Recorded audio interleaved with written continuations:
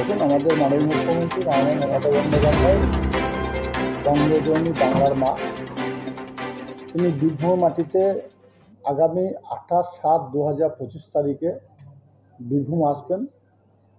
এবং আমাদের কাছে এখন পর্যন্ত যেটুকু আপডেট আছে, 28 তারিখে বোলপুর গীতাঞ্জলি প্রেক্ষাগৃহে একটা প্রশাসনিক বৈঠক হবে।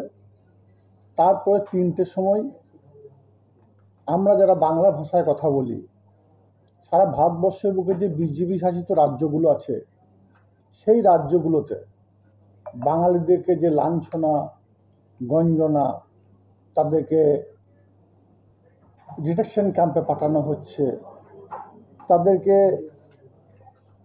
বিভিন্নভাবে অপদস্থ করা হচ্ছে, অসম্মানিত করা হচ্ছে, শুধুমাত্র আমরা বাংলা ভাষায় কথা বলি বলে।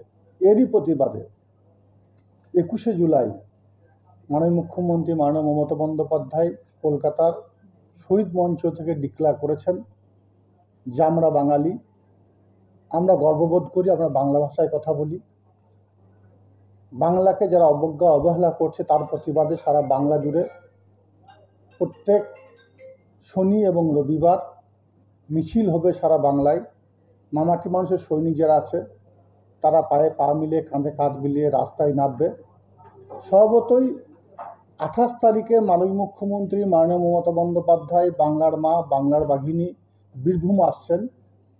তাই 28 তারিখে বোলপুরে 3টের সময় তিনি যে র্যালি করবেন, সেই র্যালিটাও এই উদ্দেশ্যেই হবে যে সারা ভারতবর্ষে বিভিন্ন প্রান্তে, যদি যুক্তরাষ্ট্র পরিকাঠামো অনুযায়ী আমরা সকলে জানি আমরা স্বাধীন ভারতবর্ষে বসবাস করছি, বিশ্বের সর্ববৃহৎ গণতান্ত্রিক দেশ এই ভারতবর্ষ, যেখানে প্রত্যেকটি মানুষের বাক স্বাধীনতা আছে, সেটা আমাদের সাংবিধানিক অধিকার, বসবাস করার অধিকার আছে, সাংবিধানিক অধিকার।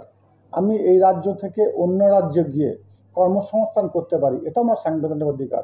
সেই সাংবিধানিক অধিকারকে যারা ক্ষুণ্ণ করতে চাইছে, সেই সংবিধানকে যারা মান্যতা দিচ্ছে না, আমরা বাংলা ভাষায় কথা বলি বলে আমাদেরকে ডিটেনশন ক্যাম্পে পাঠানো হচ্ছে, এমনকি বাংলাদেশে পাঠানো হচ্ছে, তারই প্রতিবাদে সারা বীরভূম জেলার মানুষ বোলপুরে হাজির হবে এবং একটা পদযাত্রা অনুষ্ঠিত হবে। তারপরের দিন অর্থাৎ নেক্সট 29 তারিখে যেটুকু খবর আছে, সম্ভাবনা আছে যে আমাদের মাননীয় মুখ্যমন্ত্রী মাননীয় মমতা বন্দ্যোপাধ্যায় একগুচ্ছ প্রকল্পের উদ্বোধন করবেন।